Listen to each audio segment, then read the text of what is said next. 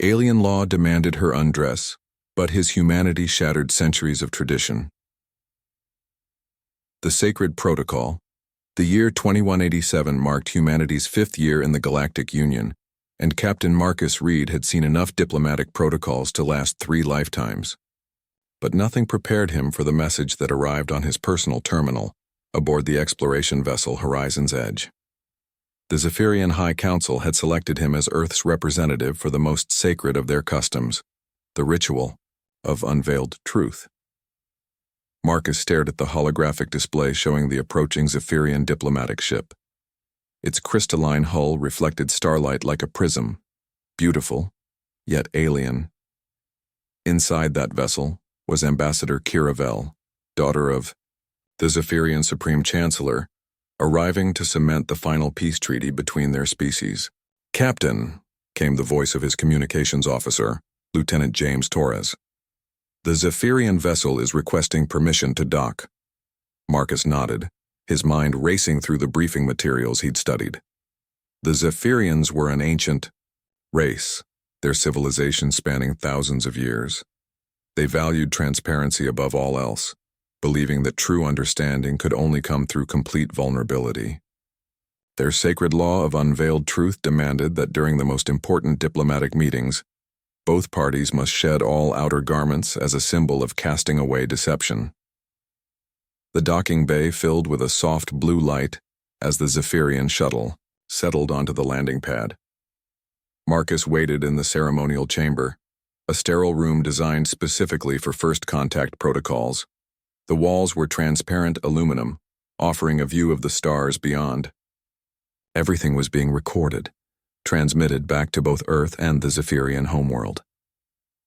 When the doors opened, Marcus felt his breath catch. Ambassador Kiravel moved with the grace of flowing water, her silver skin shimmering with bioluminescent patterns that shifted like aurora across her tall, slender frame. Her large violet eyes held intelligence and dignity, but also something else, a flicker of uncertainty. "Captain Reed," she spoke, her voice melodious yet formal. "I am Kiravel of the Zephyrian High Council. I come bearing the sacred protocols of my people." Marcus stepped forward, offering a respectful bow. "Ambassador Kiravel, welcome aboard the Horizon's Edge. I am honored by your presence." She moved to the center of the chamber, her movements precise and practiced. "The sacred law of unveiled truth must be observed before we can proceed with the treaty negotiations. Are you prepared to honor this ancient custom?" Marcus had studied the law extensively. He knew what it meant. Both participants would remove their clothing as a symbol of casting away all pretense and deception. It was meant to create a state of mutual vulnerability where true understanding could flourish. For the Zephyrians, it was as natural as breathing. For humans, it carried different connotations entirely.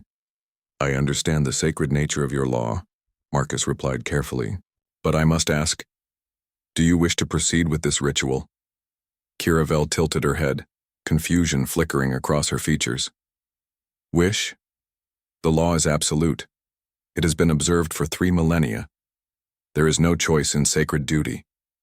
"But there should be," Marcus said softly. "True vulnerability cannot be commanded, it must be freely given." The ambassador's bioluminescent patterns shifted, betraying her surprise. "You question the sacred law?" "I question whether something truly sacred can exist without choice," Marcus replied. "Your law speaks of truth and transparency.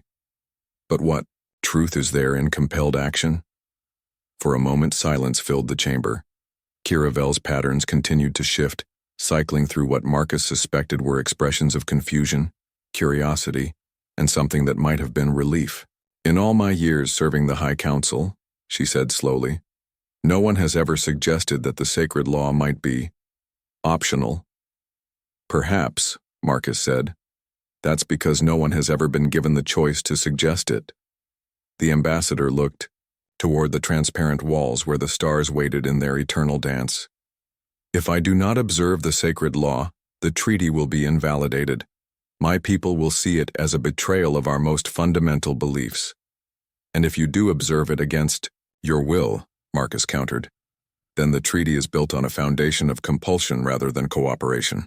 Kiravel's pattern stilled, and for the first time since entering the chamber, she seemed to truly see him not as a diplomatic obstacle to overcome, but as a person offering her something her people had never acknowledged she needed. Choice. The weight of tradition. The silence stretched between them like a bridge neither had expected to cross.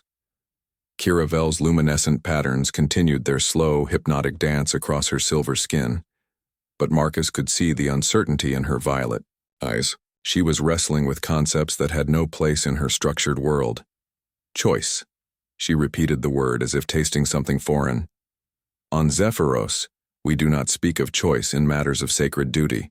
We speak of honor, of necessity, of the greater good. Marcus moved to the observation window, gazing out at the stars. My people have a saying. The greatest honor comes not from what we must do, but from what we choose to do when we don't have to. Your species is young, Kiravel replied, but her tone carried no condescension. You have had perhaps 10,000 years of recorded civilization. We have observed the sacred laws for 30 times that length. How can such brief experience challenge such enduring wisdom? Maybe, Marcus said, turning back to face her. Wisdom isn't about how long something has existed, but about whether it still serves the people it was meant to protect. The ambassador's patterns shifted to what Marcus was beginning to recognize as contemplation. The sacred law of unveiled truth was created during the Great Deception, when the Korthak Empire nearly destroyed our civilization through lies and manipulation. Our ancestors swore that never again would deception hide among us. The law ensures that in our most crucial moments, we stand before each other as we truly are. That's a noble goal, Marcus acknowledged. But tell me, Ambassador, when you prepared for this meeting, were you afraid? The question seemed to strike her like a physical blow. Her patterns flared bright, then dimmed rapidly. Fear is not acknowledged in diplomatic service. That's not what I asked, Marcus said gently. I asked if you were afraid. Kiravel's hands, which had been held in perfect diplomatic posture, trembled slightly. Yes, she whispered. I was afraid. I have been afraid every time I have observed the sacred law, but fear is irrelevant when duty calls. Is it? Marcus asked. Or is acknowledging fear the first step toward true courage? She looked at him with something approaching wonder. You speak of courage as if it were a choice rather than a compulsion. Because it is, Marcus replied. Anyone can follow orders. Anyone can obey laws. But choosing to trust someone, choosing to be vulnerable when you don't have to, that's courage. The ambassador walked to the center of the chamber, her movements no longer the precise steps of ceremony, but the uncertain gait of someone exploring unfamiliar territory. If I choose not to observe the sacred law, what then? How do we proceed? We talk, Marcus said simply. We share what we're comfortable sharing. We build trust through honesty rather than exposure. But the treaty will be stronger for being built on mutual respect rather than mutual vulnerability, Marcus interrupted gently. Your people fear deception. Mine fear exploitation. Maybe the answer isn't to eliminate all barriers, but to lower them voluntarily. Kiravel's pattern shifted again, and this time Marcus saw something he hadn't expected. Hope. You would trust me without the assurance of the sacred law? I would trust you because you had the courage to question it, Marcus replied. She closed her eyes, and when she opened them again, her patterns had settled into something Marcus intuitively recognized as resolution. In 3,000 years of sacred law, no one has ever asked me what I wanted.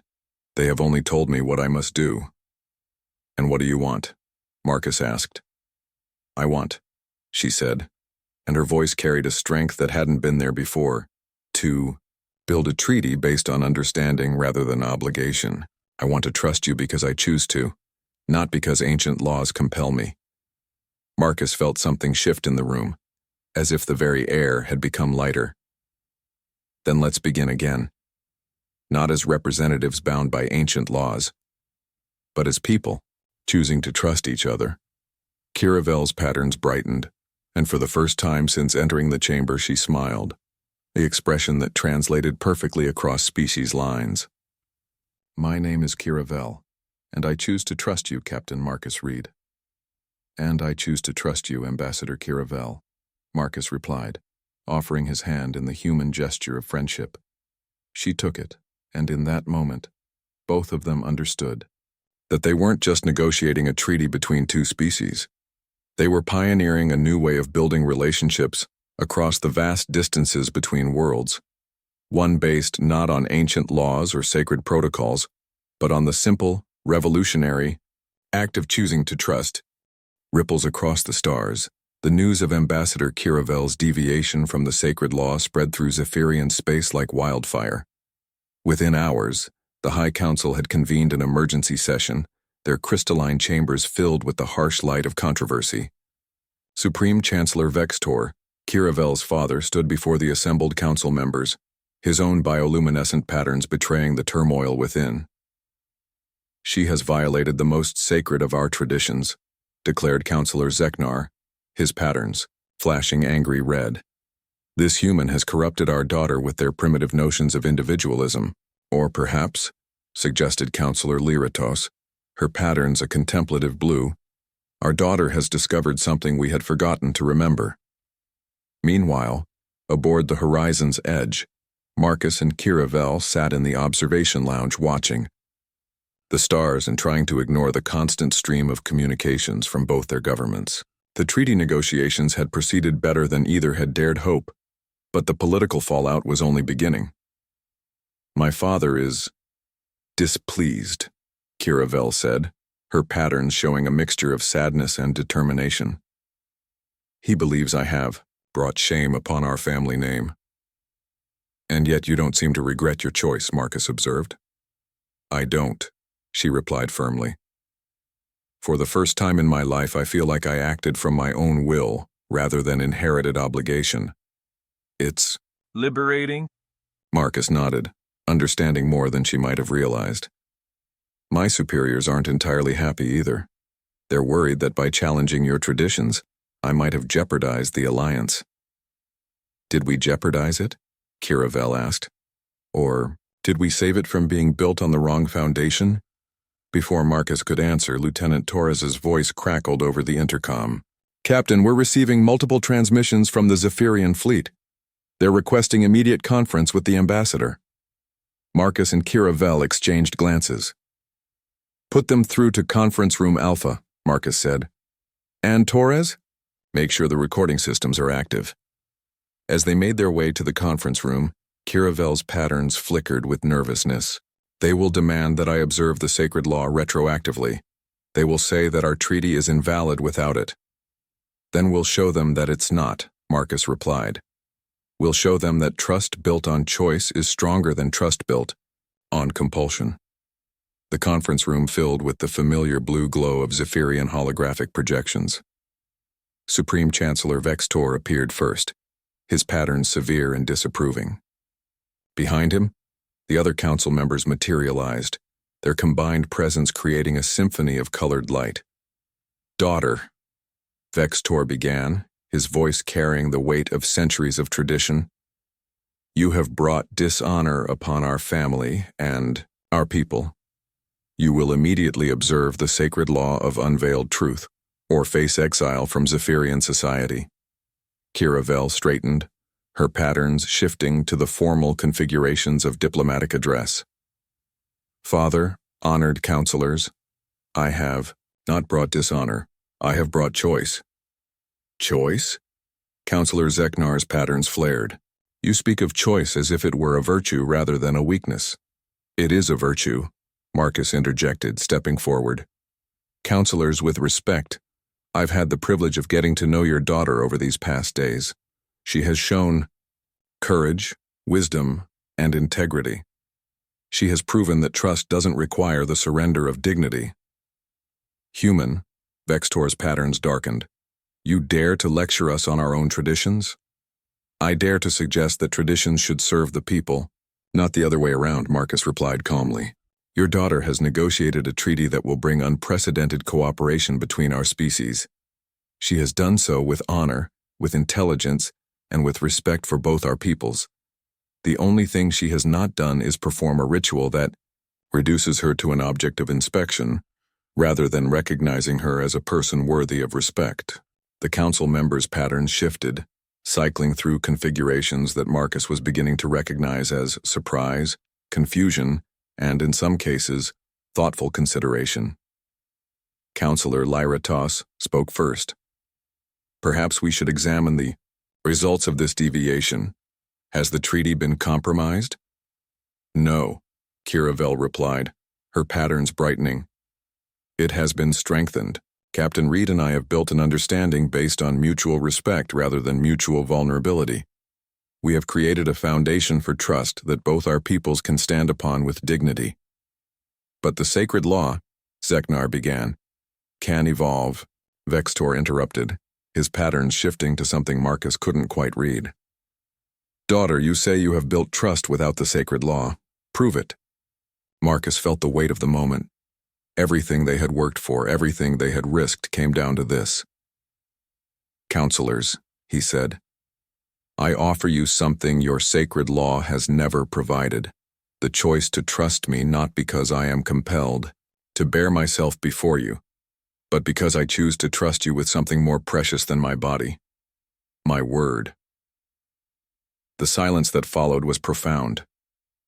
Then, slowly, Vextor's patterns began to shift, cycling through configurations that looked almost like pride. Very well, he said finally.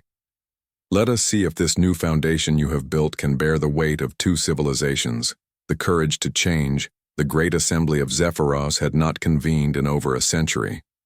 The vast crystalline amphitheater, carved from a single massive gem, could hold representatives from every world in Zephyrian space. As delegates arrived from across the star system, their combined bioluminescent patterns created a shifting aurora that painted the chamber in waves of color. Marcus stood at the center of the assembly, feeling the weight of thousands of eyes upon him.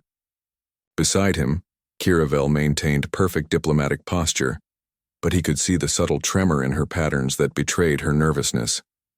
They were here to defend not just their treaty, but the very concept of choice in Zephyrian society. Supreme. Chancellor Vextor called the assembly to order, his voice echoing through the vast chamber. We gather today to address a challenge to our oldest and most sacred traditions. My daughter, Ambassador Kiravel, has refused to observe the sacred law of unveiled truth. She claims that this human has taught her that true trust cannot be compelled. Today, we must decide whether 3 millennia of tradition can be set aside for the untested theories of a young species. Murmurs rippled through the assembly, patterns of light flickering like disturbed water. Marcus felt the hostility in the air, but also something else, curiosity. Not all of the delegates seemed convinced that tradition was automatically superior to innovation. Honored delegates, Vextor continued, I present Captain Marcus Reed of the human vessel Horizon's Edge, and my daughter, Ambassador Kiravel. They will present their case and then we shall vote on whether their treaty can stand without the sacred law. Marcus stepped forward, his voice carrying clearly through the chamber's acoustics. Honored delegates, I come before you not to attack your traditions, but to suggest that the greatest tradition of all is the courage to grow. Your ancestors created the sacred law to prevent deception, to ensure that truth would always be revealed. But what if I told you that the greatest truth is not what can be revealed through compulsion, but what is shared through choice? A delegate from the outer systems, her patterns flashing skeptical orange, called out, Human, you speak of choice as if it were wisdom, but choice without guidance is chaos. How can we trust someone who keeps their secrets? By choosing to trust them anyway, Marcus replied. By building relationships strong enough that secrets become unnecessary. Your sacred law assumes that people will deceive if given the chance. But what if instead, we created relationships so strong that people wanted to be truthful? Kiravel stepped forward, her patterns shifting to the formal configurations of legal argument. Honored delegates, I have served in diplomatic missions for 12 years. I have observed the sacred law 43 times. In every instance, I felt fear, shame, and a deep sense that I was being reduced to an object rather than respected as a person. The chamber fell silent. Public admission of negative feelings about the sacred law was unprecedented. But in my negotiations with Captain Reed, she continued, I experienced something I had never felt before. The joy of being trusted simply because I was deemed worthy of trust. The strength of being vulnerable by choice rather than compulsion. The dignity of being seen as a whole person rather than a compliance test. Counselor Zeknar rose from his seat, patterns flashing indignant red. You speak of dignity and choice, but what of duty? What of the greater good? Your feelings matter less than the stability of our society. Do they? Asked an unexpected voice. Counselor Lyratos stood, her patterns shifting to contemplative blue. I have been thinking about this case for days. We say the sacred law ensures truth, but what truth has it really revealed? We learn whether someone will obey our commands. We do not learn whether they are trustworthy, honorable, or wise. Another delegate, younger than most, stood up. I have served in 3 diplomatic missions. Each time I dreaded the sacred law. Each time I felt diminished by it. I thought I was weak for feeling this way. You are not weak, Marcus said, his voice carrying warmth. You are human. And yes, I use that word deliberately. To be human, whether you are born on Earth, Zephyros, or any other world, is to deserve respect, dignity. I have never been comfortable with compelled vulnerability. Perhaps it is time to trust our own judgment rather than ancient fears. Supreme Chancellor Vextor watched this unprecedented display with patterns that shifted between concern and something that might have been hope. Finally, he raised his hand for silence.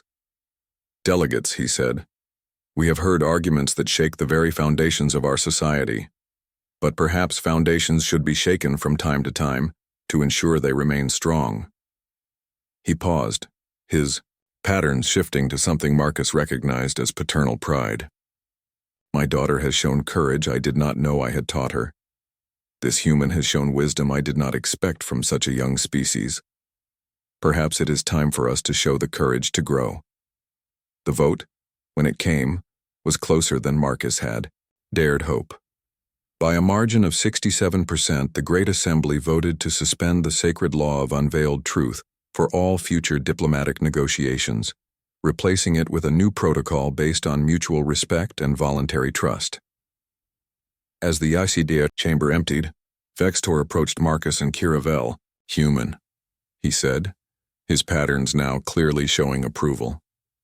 You have given my daughter something I never could, the courage to choose her own path. She always had that courage, Marcus replied.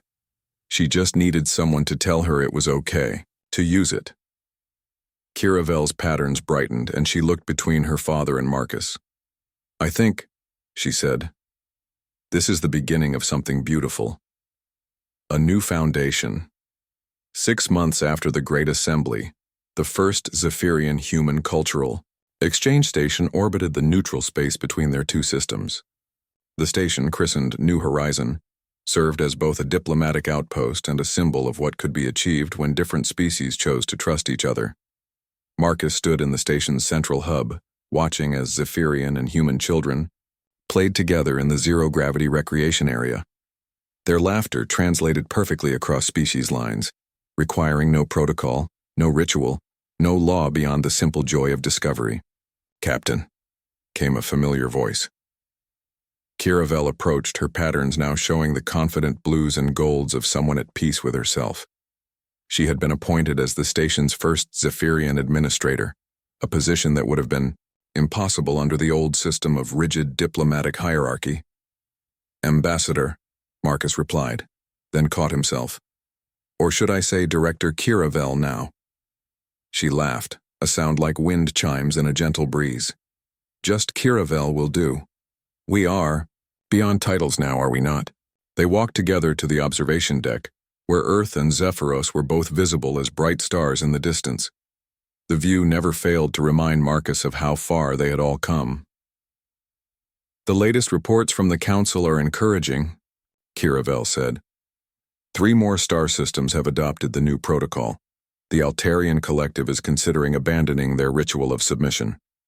Even the notoriously traditional vegan empire has requested consultations on reforming their diplomatic procedures. Marcus nodded, feeling a deep satisfaction. Change spreads when people see that there's a better way, but I have to admit I never expected it to happen so quickly.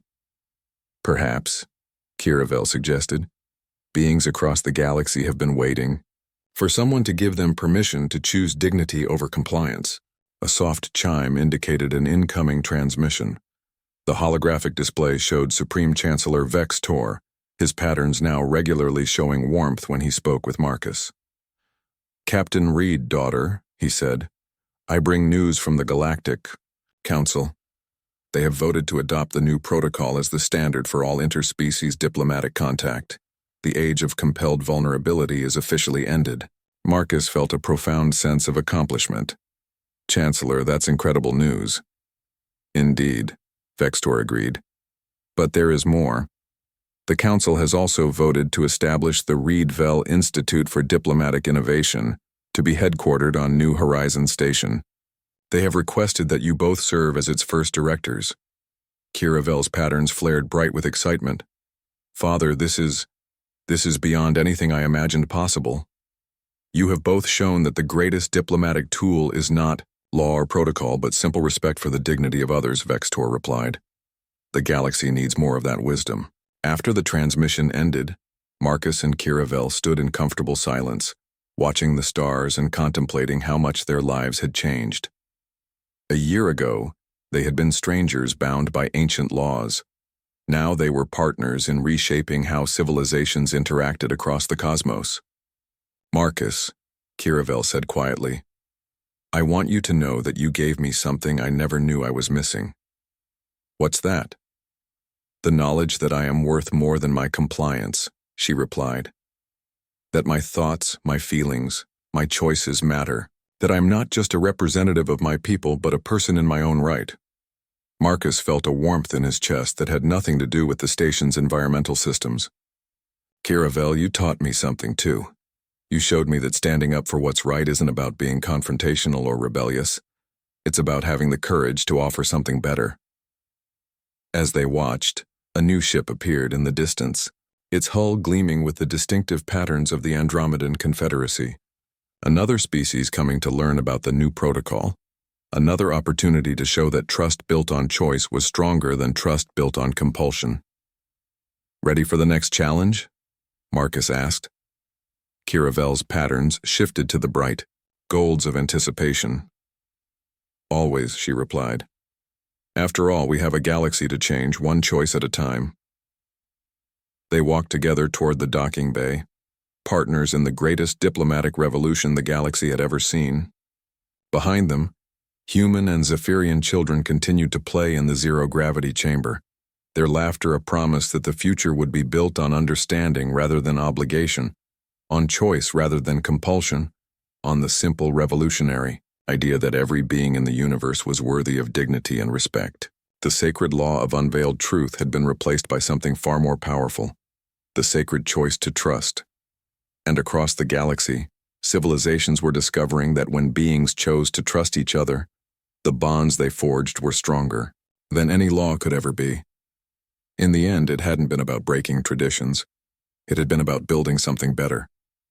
Something that honored the dignity of every being while still achieving the trust and understanding that made interstellar civilization possible. The age of compelled vulnerability was over. The age of chosen trust had begun, and it had all started with a simple question. Do you wish to proceed with this ritual?